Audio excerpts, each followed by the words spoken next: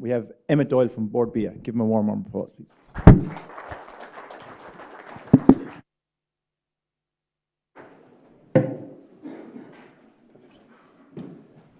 Hi everyone, it's great to be here today and the opportunity to present.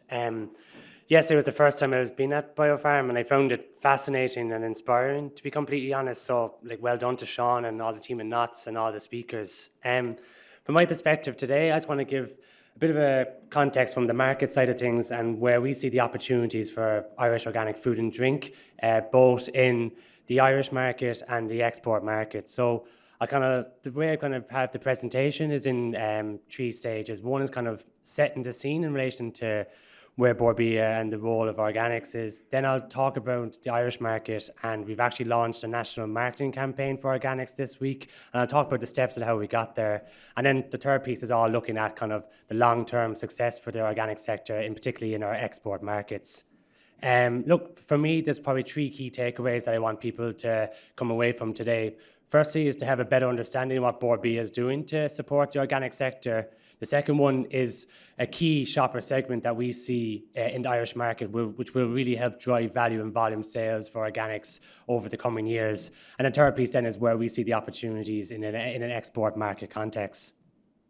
In relation to the organic sector manager role, this is actually a new role within Borbia. So I started this position in January of this year. Prior to me starting it, organics sat with our different sector managers. So if it was organic beef, it would fall into the beef manager, same for lamb, seafood, dairy. My role is bringing all this back together into one, so building a strategy for organics and using all those sectors to kind of ladder up into an overarching strategy. A bit of background to myself, I've been with Borbia since 2015, but always based in our exports team, so our global business development team. So I spent a couple of years in the US and the UK. And in my role in the UK, I was managing Irish meat. So that's kind of working with the large retailers in the UK, food service operators, Michelin star chefs, but also delivering national marketing campaign to consumers. So a lot of skills that I want to bring into this role here as organic sector manager. In relation to the focus of the role, it's really kind of helping deliver the growth opportunities that we see for organics and the ambition that this sector has. And I see that in kind of 2 key areas. The first is around the Irish market and getting more shoppers buying into Irish organic food and drink on a weekly basis. And the second one then is in the export markets and very much targeted at kind of B2B customers, trying to get more exports across the different markets. What's key as well is that there's a whole host of functions within Borbia to support this. So we've got a whole marketing team, an insights team with about 25 different insight specialists. We've got 15 international offices. We've got a capability development team and a whole talent stream as well. So it's a case of, for me, it's how do we leverage all these functions to really drive that organic sector strategy. I'll focus on the marketing, the insights and the overseas offices for today's presentation. But it's worth kind of calling out the talent piece as well. So as I mentioned, I started this role in January. It was great that I've actually got a new team member started with me in June. And in January of next year, I'll have a third member joining to focus on exports as well. So from a Borbia perspective, we're really investing in talent when it comes to organics and building out a team. In relation to the role itself, it's very much working with external stakeholders, many of whom are here today. So our client companies who are Irish organic manufacturers, the organic sector stakeholders, so everyone from Knots, the department, the organic certifying bodies, the different farming orgs, and then also what's really important is the trade customers and shoppers. So working with the retailers here in Ireland and abroad, and then also what we can do to get more shoppers buying into the organic sector. So with that, I want to focus on the Irish market to begin with.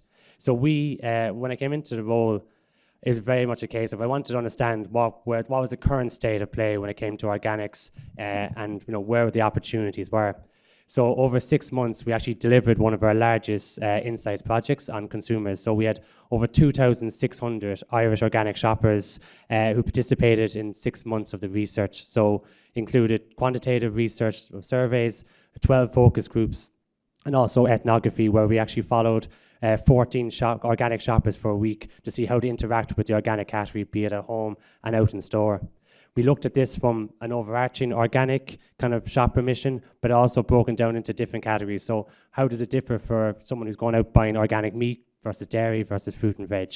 And finally as well, we actually did 7 in-depth interviews. So we interviewed 5 of the top retailers to understand where they see organics as part of their own strategy, how are they finding the issues at the moment with a cost of living crisis, and how can we keep the Irish organic kind of message and the opportunities in front of those retailers going forward.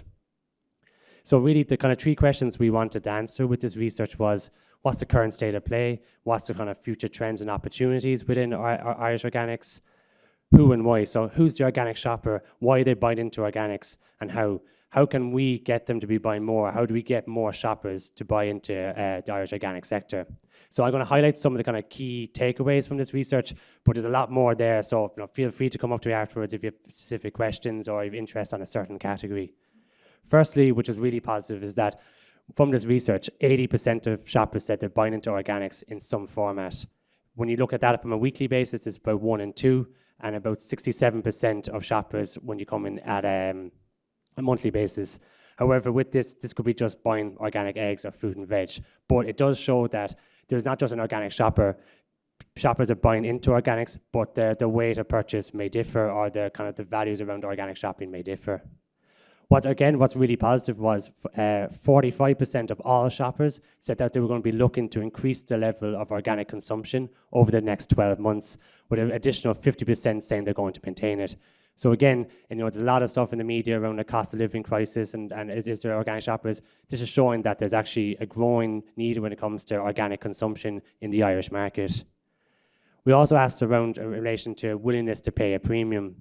And this is currently, before we do talk about a marketing campaign where we're going to help shift the dial a little bit, but 73% of all shoppers said that they're willing to pay a premium of 5%, and it goes down to about 1 in 2 shoppers paying a premium of kind of 10 to 15%.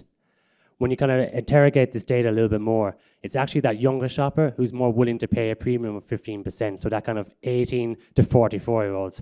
And this is really important as well, because as these kind of younger demographic get a little older, have a little bit more disposable income, they're a key shopper target to be targeting in the years to come. We also want to check, is there a certain kind of times of the month or events that why people would buy into organics? What we found, which is quite interesting, is that things around kind of payday, trying to be healthy, so maybe at the start of the week or the start of the year, recovering from being sick, or actually having a big life changes, such as having a new family a member or a baby, was actually encouraged shoppers in the mainstream to actually buy into the organic category a little bit more. But also, there's times when it was less important for these shoppers as well. Before payday, if they're doing a very kind of convenient shop or doing a rush, but also indulgence. So if you're looking for that cake or that bar, that might be more important than it being organic. What I would say is that this is for all shoppers, so like as in not those who are just dedicated to organics. What we also wanted to tease out about what's the kind of key drivers for these shoppers to be buying into organics. And taste is always number 1 when it comes to food. But outside of that, it was very much about kind of health and sustainability. So if you look at the top 5 reasons why they're buying into the organics, it's around it's better for their health, it's less processed, it's better for the environment, for animal welfare, and has no pesticides or chemicals. So for us, that's all laddering back up to a kind of a health and sustainability driver. Also, what we found is that there's a lot of natural positive association with organics with shoppers, and it's quite inclusive. So for a shopper, kind of organic means natural, it means local, trend traceable, it's kind of a lower environmental impact around kind of carbon emissions and better animal welfare. So this again helps us to start shaping our communications around kind of how do we kind of clarify these and amplify them.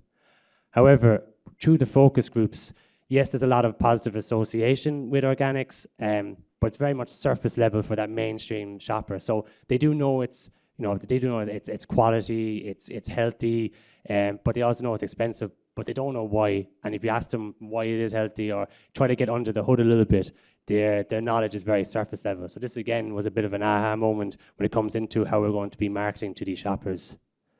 So what we looked to do with this research was break down these shoppers depending on their mindsets around organics. So looking at how engaged they are with the category and why they're buying into the category.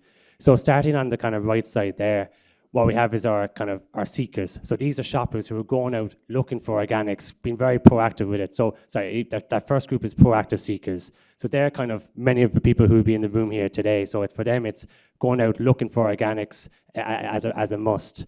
Then this kind of changes slightly as you work your way back down the funnel. So you've kind of got your convenience seekers and cost prohibitive seekers. So they are buying into organics, they are proactively looking for it, but they're not a sticky customer, so they might change depending on the costs or availability in store.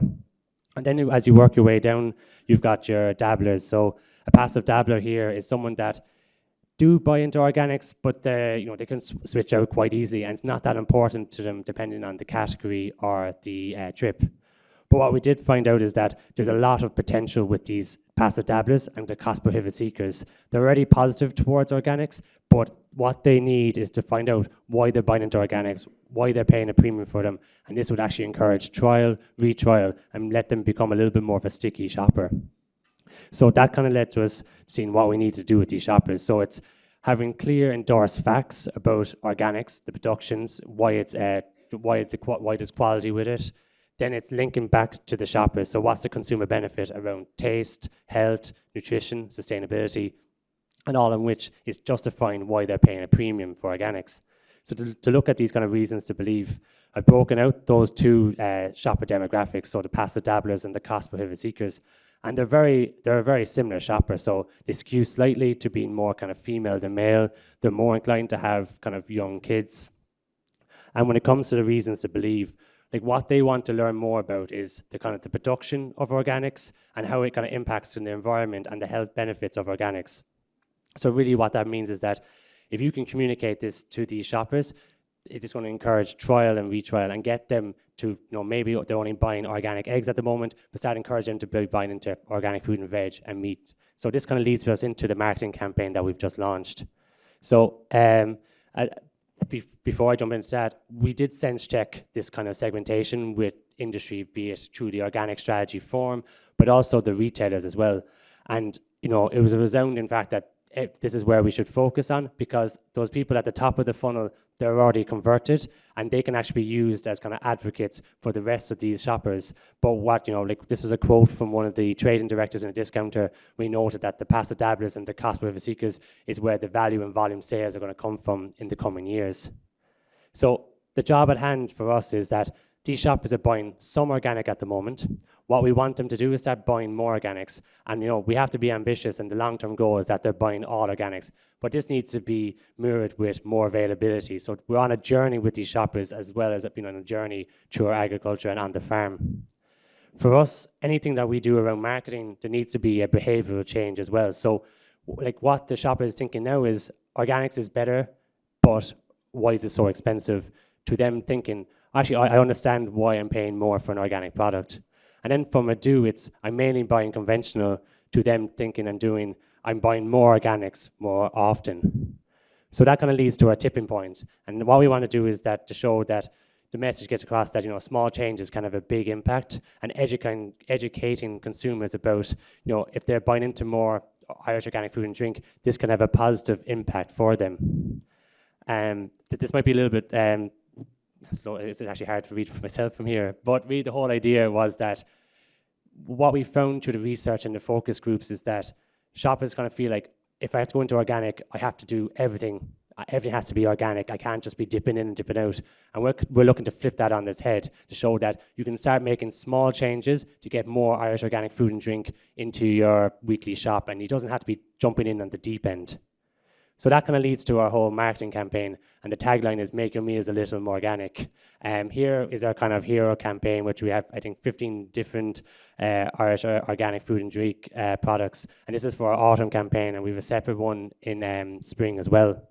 And here's an example of what this looks like from a horticulture side. So it's good for the soil, good for the soul. Make your meals a little more organic, and then it brings it back to the green leaf and the kind of certification, which is all really important.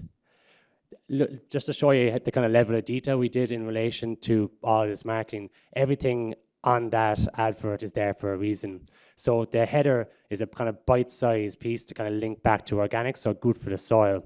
Well, and then the next line is around back to the consumer, so good for the soul. The use of the farmer is actually really important. This resonated so strongly in our research about the organic farmer and how do you champion them and how do you champion their hands-on approach. And similarly as well, it's around kind of championing the imperfections of organics as well. It's not mainstream. It doesn't have to be everything being perfect.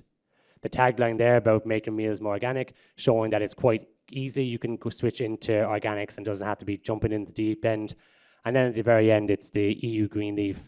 The certification was really important as well, and getting that across to help kind of demonstrate trust. And then the call to action, which means what do you want shoppers to do from these adverts, is to go onto the Borbia website to learn more about what's actually involved in organics, and again, why are they paying a premium for it. The campaign itself launched on Monday, so there's adverts across radio. We're doing over 300 billboards and bus stops right across the country. There's all social media, video on demand, which is TV adverts, or online TV adverts for YouTube and the RTE player as well. And we're working with the retailers. So here's an example of some of those bus stops on Monday. The first one there is constantly reared, carefully seared. It's all around organic beef. The middle one is our hero campaign, and then the third one is one in Irish. In relation to the website, this was really important that we needed to have something new for shoppers to learn more about organics. So we've developed a new portal on the Borbia website where they can learn more about organics.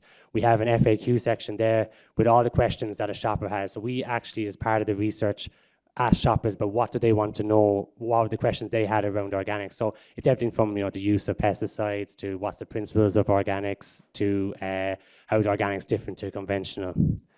Also on the portal, we've linked back to those creative ads. So good for the soil has why organics is good for the soil or consciously reared. So we've done this for all the assets again to show the link back to why they're paying a premium for organics. The retailers are actually very important in this as well. So throughout this process, the last couple of months, Borbia and myself have been working with the retailers to kind of get organics on their radar and see how they can start working with us and organics over the years to come. So they were involved in that research. We presented back that research to show them that there's lots of opportunities in organics, and we're teasing that out with them in the coming months to see where the opportunities for them to get more Irish organic food on shelf. As part of this campaign, they're all involved. So they're going to be using that creative assets and videos on their own social media. We're actually in the digital screens outside SuperValues and Tesco's. We're going to be in the digital screens in Aldi, as well as being in the Aldi and little leaflets as well throughout the next 6 weeks. What also was great as well is that this week, the restaurant in Borbia's head office in Dublin is all organic. So it's all Irish organic food for the week. So we worked with Sodexo, who manage our kitchen. It's a project that's been going on for the last 6 weeks. So breakfast and the lunch each day is all organic, including the salads and breads and eggs. So it's great from its own perspective to tie it into the campaign, but also start kind of really pushing that agenda internally with Borbia. So it's there's a nice little win for ourselves. So that's everything kind of on the Irish market. I was going to spend a couple of minutes now with kind of an export lens. For me, there's kind of 3 key kind of pillars of what we're focusing in an export market. It's identifying the right export market opportunities for the years to come. It's around identifying the right customers and what activities can we do to kind of get Irish organic food in these customers. And then it's also those current customers that we have who are sourcing Irish organic food. How can we kind of support them more, drive them to be sourcing across different categories as well? Before I do that, it's probably worth noting that Borbia has 15 international offices, so across all kind of continental Europe, and these are the key markets that we're going to be looking to kind of grow exports in the years to come. So we have feet on the street at the moment. I come from this team, so I understand how to work with them and how to actually really make sure to get organic on their agenda and start bringing those opportunities back into the sector. So first thing I want to look is around a large export research project that we're doing to feed into kind of the export strategy for Borbia. So we look to do this in 3 stages. First thing we did was a workshop in June time with the Organic Strategy Forum. So those members who are kind of have a commercial or an export focus. And the idea there was to kind of tease out where they saw opportunities for Irish organic exports in the years to come, and really just take note of those countries. The second stage is just being completed. And what we did there was a large secondary research project on those markets to really understand, what's the current state of play and help inform phase 3, which is that we're going to be doing a really large export market research project, which is going to include both trade and consumers, and really under the lens of Irish organic food and drink to really understand and identify the opportunities in the years to come. So in relation to the secondary research, and I've got a couple of slides on this, from that kind of workshop, these 10 markets came up in differing priorities about opportunities. So it kind of gave us the first steps about what markets we should be focusing at coming from industry and the trade. These are all the different sources that we used for the secondary research to kind of get a good sense of what's there at the moment. As many of you know, like secondary research can be limited. You know, it's hard to get, you know, across the 10 markets to get the same data that's available, but it does kind of guide you in a way about where you should be focusing. It identifies what gaps there are and how we can kind of match up those gaps in phase 3 of the research. So I've got a couple of slides. Many of you are probably aware of these, but it does kind of help set the scene as well. Oh, sorry, one of the slides before that is that we did look at this research across kind of 7 different pillars around kind of the macro context in these markets, what's the current organic size of the markets, what's the consumer sentiment, how is the sales distributed in these markets, and what's the competitive environment. Firstly, looking at kind of the size of the markets, and you'll see there, you know, like Germany's worth, according to Statista in 2021, 15 billion, France, 12 billion, and then, you know, a lot of markets were kind of 2 to 3 billion, the likes of, you know, the UK, Switzerland, Denmark, and Austria. What's interesting is actually seeing the growth of organic retail sales in the likes of Germany and France, which have kind of trebled since the mid-2000s. So, you know, you do hear stuff in the media about, oh, you know, the German organic market's contracting by a little bit, but it's from a massive, massive baseline. So there's still lots of opportunities in there. And what we've actually seen is that the organic shopper has been switching out a little bit, so they might move from a dedicated organic retailer into a mainstream retailer, but still buying organic. So there is a lot of nuances when it comes to this. So we still see a lot of opportunities in these markets going forward. This is a similar slide that Paul Helberg had yesterday as well around the kind of per capita spending, and you can see the kind of key markets there being Switzerland, you know, Denmark, and Luxembourg. But also what's interesting as well is, you know, they're coming from a smaller population and a smaller size market, but, you know, there's still really strong per capita spending in those bigger markets like Germany and France as well.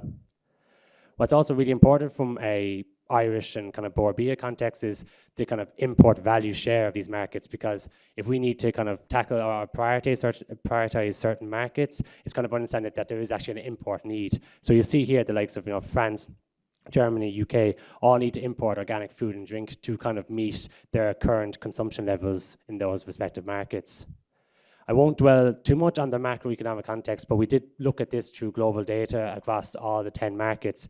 But what's one kind of interesting point here is their predictions around inflation and, you know, inflation contracting here in Germany in 2024. And likewise the same in, you know, France, UK quite steeply, and a little bit less in the likes of Belgium, which is also going to have a positive impact for organic food consumption. You know, when people have a little bit more disposable income, they start going back into the organic category as well. We also just kind of looked at it from an NPD perspective, so kind of new product development in the food thing, and what claims, or like what percentage of NPD had organic claims over the last 15 and 20 years. And again, you'll see this from kind of early 2000s, where there's about 2 or 3% of all NPD had an organic claim, increasing up to 20% there in the last few years. Again, showing that, you know, there's a market there, there's a consumer there looking for organic food and drink.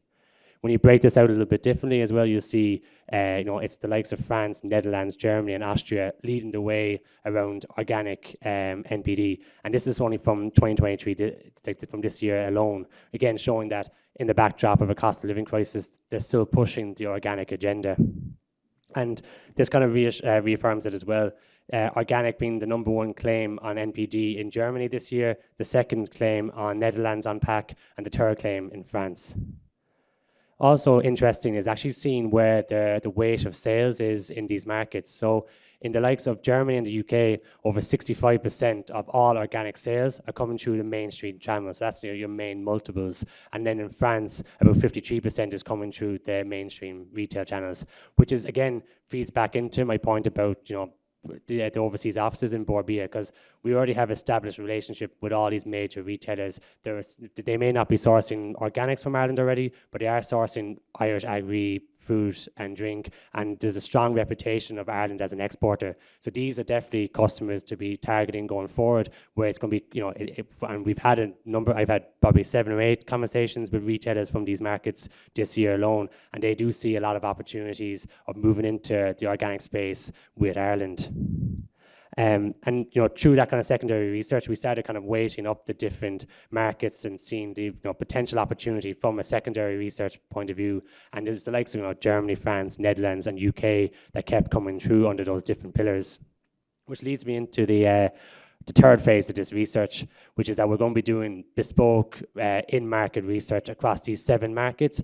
Just kicking this off in December, we're looking to kind of present it back in March. And this is really going to feed into our export marketing strategy, understand what opportunities there are for Irish organic food, broken down by the different subsectors, be it beef, lamb, dairy, understanding what's the current awareness of Irish organic food, what's our USPs against other kind of competitors in the market, what's the consumer trends, and really, getting down to those consumers in those markets and understanding, what's the propensity to purchase Irish, and what can we be doing in our messaging to get them to be purchasing more Irish organic food in the future.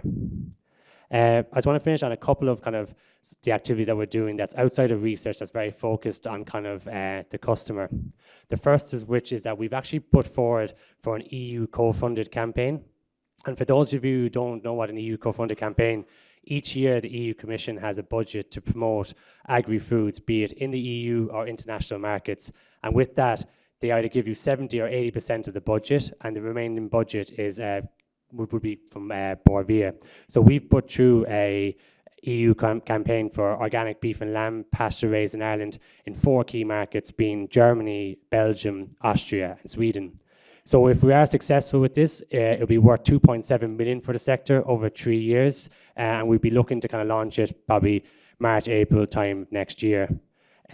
With that, it'll really help kind of amplify and intensify our work in these markets. So we'd have what we call meat academies, where we bring in experts into the market and bring in customers, and we'd have farmers, butchers, chefs, and we really kind of talk about the whole story of Irish organic beef and lamb, and really bring those multiple retailers or the specialty retailers to it. We'd have inward study visits, so we'd have 4 visits per market per year, and this is for trade media, but also those customers as well. And with that is, even though it's under the umbrella of organic beef and lamb, we'll be able to bring in all the other organic sectors as well. So you can bring them onto dairy farms, into different manufacturers, so you can really sell the whole position of kind of organics from Ireland. Additionally, we'll be doing a number of trade shows each year across Austria, the Nordics, and NAT Expo in Paris, and then a whole suite of kind of marketing, all targeting at these customers. We have a whole dedicated organic team. We have a whole dedicated EU program team in Bord Bia. So we've run these programs for the last 9 or 10 years, and they do work. So this is results of a program that we ran in the Southeast Asia. It was conventional pork and beef, and it was for 3 years in Korea, Philippines, and Vietnam. And you'll see there across the board proteins, from a trade perspective, a serious uplift in propensity to purchase, and this is kind of mirrored with growth in exports in the last coming years. So we're very excited that we get this program that that's going to have a lot of benefits for the organic sector. Trade shows are really important as well. So we did 2 big trade shows for organics this year. The first of which was BioFarm in Germany. So we had 8 clients on our stand, and the German market is really important for really most organic sectors. Or organic beef, there's potential there for organic lamb, really big market for organic seafood, dairy, and prepared foods as well. So we had 8 clients on that stand in February. We'll be going there again next February. And we also did NAT Expo, which is a dedicated trade show in France as well. So we had 9 client companies, so Irish organic manufacturers, on a stand there. And it's a really important market when it comes to the seafood, dairy, and also kind of prepared foods as well. from my perspective, what's great is that, like we tracked the level of potential business following these trade shows, and it was 8 what we call quality leads, and asking the different clients what potential business they could get from it, and it's multi-millions over the couple of coming years. So it really kind of shows about us going to the market and linking in with these customers and using like our French office and our German office to get customers onto our stand. I mentioned about kind of working with current customers. So this is a promotion that we did with Ocado around organic beef. And we've been running these kind of every 6 to 8 months, and it's had a massive impact on the kind of share of the organic sector, or the organic category in Ocado that's now Irish. Likewise, this is promotions that we're doing currently with Vomar in the Netherlands. It's all about kind of recipes and all about kind of education around their Irish organic beef that they're sourcing. So again, it's just getting out there, supporting these customers, but also kind of reassuring and ring fencing the business that they have with the Irish organic sector and linking it back to their shopper. With that, I just thought it'd be useful just kind of throw everything into one page, because a lot of times we've got questions about what's Bord Bia doing for organics, and it's definitely been a lot of momentum this year from when I started in January, doing trade show in Germany in February, retailer promotion in March. We submitted the EU campaign in April. That took about 4 months of work and a dedicated team doing it and working with industry, working with the department. We got bar funding in May to really support and kind of intensify the work that we're doing to support the organic sector. We had an organic corner in the food village in Bloom, and we had that research. We continue to go to farm walks and producer meetings with our kind of sector stakeholders. We're at the ploughing at the organic village run by Knots, which it's a great event. And again, more kind of retailer promotions there in September and October. The Nat Expo trade show in October.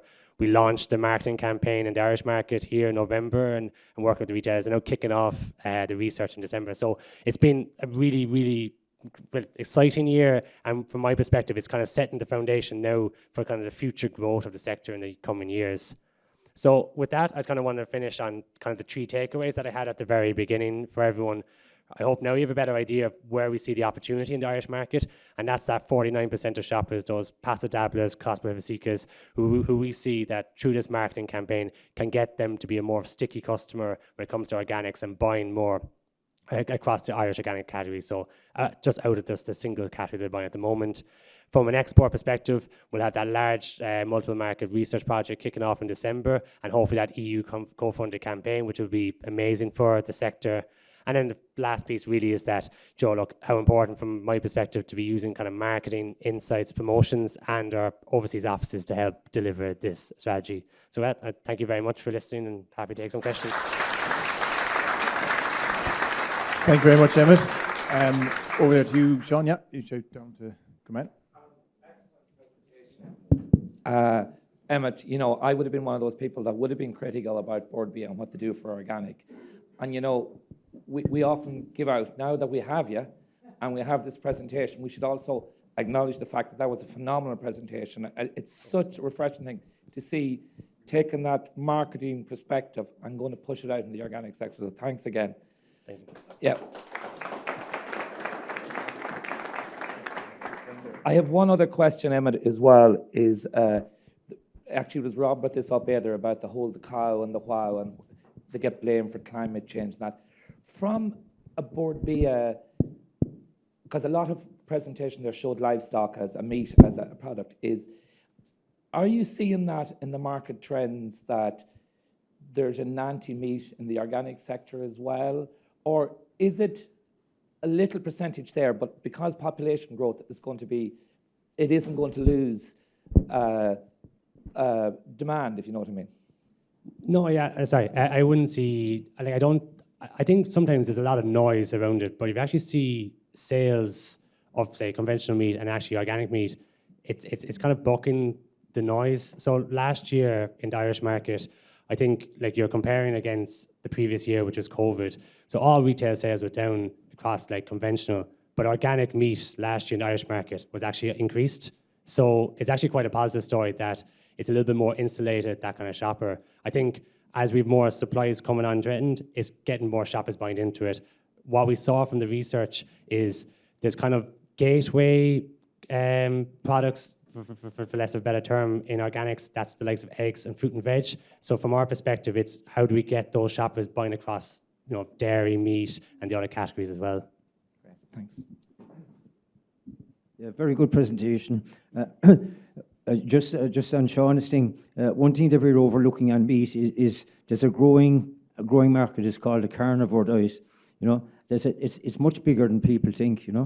And but one thing you sort of probably omitted is chefs and how important they are. And I'll give you a classic example. I started selling cheese about 25 years ago into London, and Borbay were very good that time. They slipped a bit afterwards, I have to say. They lost their focus. Nice to see you're getting your focus back again on small producers.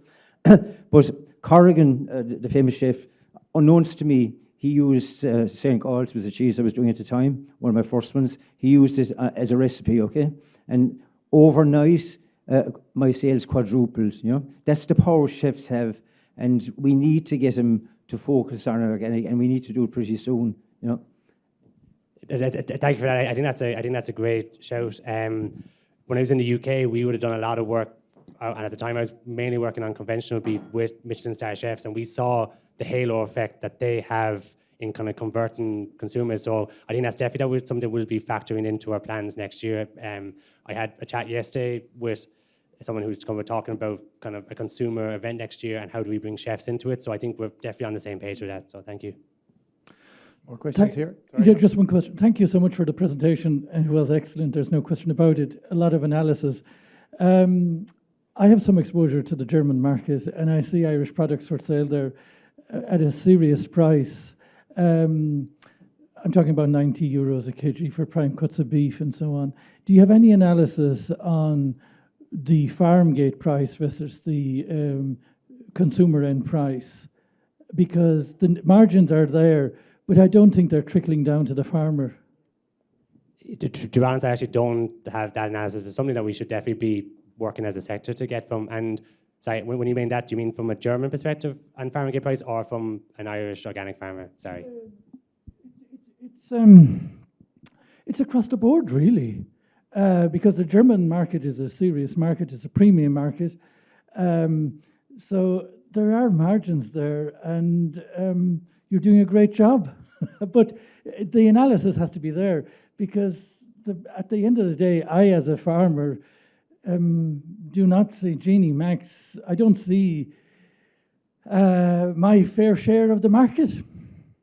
Okay, perfect. No, thanks very much for making that point. And it's definitely something that we should look into in relation to get kind of true value across the supply chain. So thank you. Good morning, Emmet. Hello, my name's Karen O'Donoghue. That was a brilliant presentation. Thank you for it. So my question for you is, I'm not a farmer yet, but I am a consumer. And it's brilliant to see the work that's being done to encourage us to buy and support organic. But the reality is already Irish consumers are used to an over-reliance on imported food. Apples being a perfect example, pears, our fruit and vegetables, I think we're at 90%, grains for wheat. So I hope there's as much work being done to address that serious imbalance so that we're encouraged to buy Irish and then obviously Irish organic. And then the other point I want to make is I need to show you something which is going to be a little bit tricky.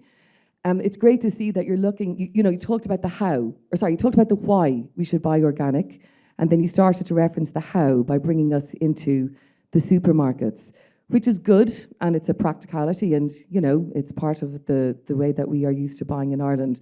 But it's not the only way.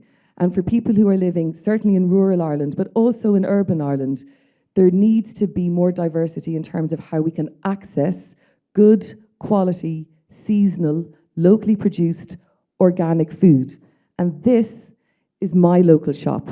I live in Ladies Bridge in County Cork. This is my local Mace. There's nothing natural, never mind organic, in it when you walk in the door. I would say 99% of the food available to me and every single other person living and working in the community is over-processed, over-packaged, overpriced.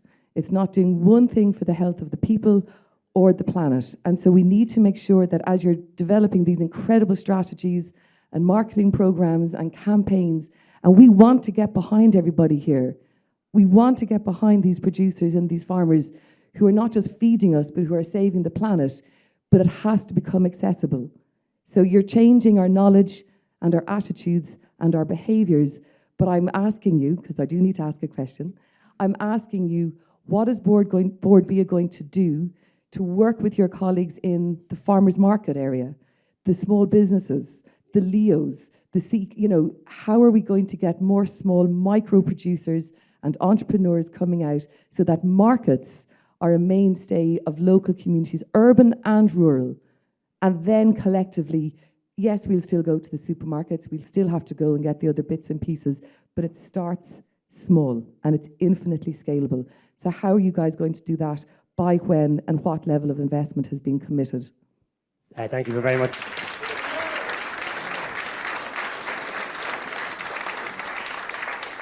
No, thank you very much for that, and thanks for putting me on the spot as well.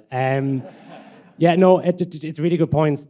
We do have some kind of work streams already in the kind of small business space, with different programs. We're kind of what we see as potential Irish manufacturers working with the LEOs, and we do have a colleague who's actually done a lot of work on farmers markets. What we probably, I don't like. This was probably more historical. This was definitely, I don't know how much or how intensified that work has been in the last 2 or 3 years. So it's definitely something that we need to relook at, and it's great to get that feedback today because that gives me license to go back and bring that conversation internally.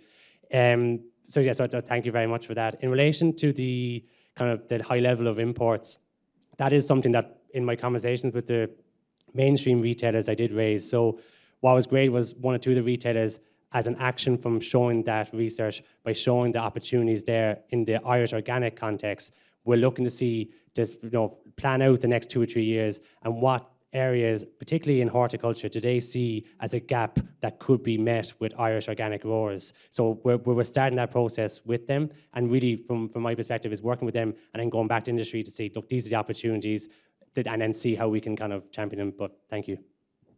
How are we doing for time there, Sean? Are we good, mate? Spot on. I'll be very quick. Emmet. I suppose Board BIA has come in for a lot of criticism in the past in regard to the marketing of organics, so it's great to see that you're doing such a good job.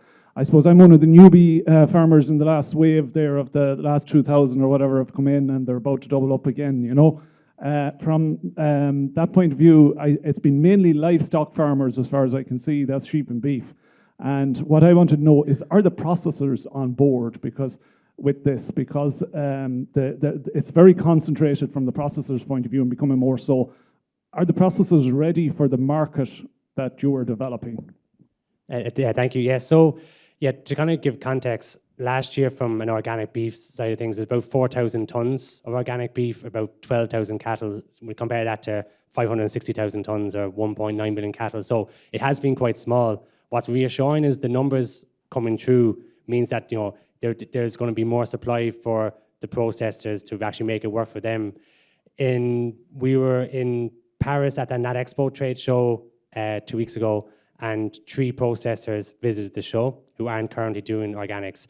That was because of an invitation from ourselves so that they could get a better understanding of the market, what's out there, and help kind of shape their plans. So from Board BIA's perspective, and where I see my role, is a case of actually showing them the opportunities, showing that analysis, also showing prediction of what numbers we see coming through and what potential we see in relation to production. So there's been one industry target that we said by 2027, that 4,000 tons could be 17,000 tons.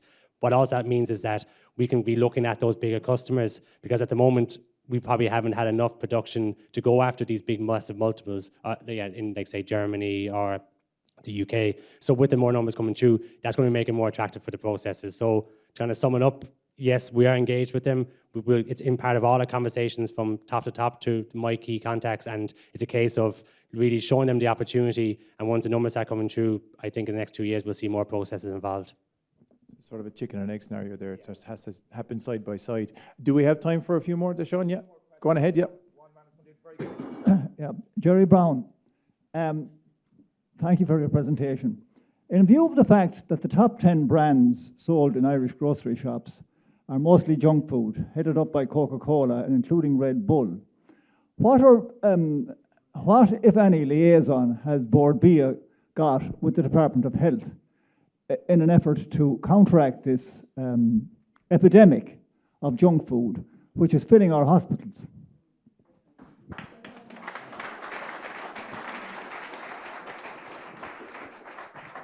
Yeah, no, I think that's a really good question. It came up yesterday. We had a bit of an organic organic strategy for a meeting, and that was one thing that came up was that how do we get, say, from an organic context, in all the new strategies, across outside of just agriculture, how do we get into health? And I think that's probably what we need to look to do is just try to kind of drive the kind of Irish agri message in relation to what kind of level of kind of engagement we have with the health departments that I wouldn't know at the moment, something I need to look into, but I think it's a fair point. Thank you. Last question there, I think. Hello. Are we, Sean, whereabouts are we? Yeah, okay, go on ahead there. Yeah, Pat O'Brien, farmer. I would say on a question previously about farmers markets and support from Board BIA, we in Care set up a market 20 years ago, got great support from Una Fitzgibbon, I think at the time, in market, and he set it on a good criteria, a very useful criteria was set up for the market. I think it helped us along the ways. But my question at the moment today is about the equality of standards for organic standards in all your other countries that you're going to. The high standards of the Irish Organic Associations here, is it equal in the markets you're going to? Are you selling product up against, are you selling product or trying to sell product up against standards that are not as good? Thank you. Yeah, so like from what we've seen, it's the EU Green Leaf is kind of the baseline everywhere, and that's the criteria you need to get into these retail shelves. Some of the markets have their own kind of national strategies, but that's a lot of times isn't a protectionism play more than anything else.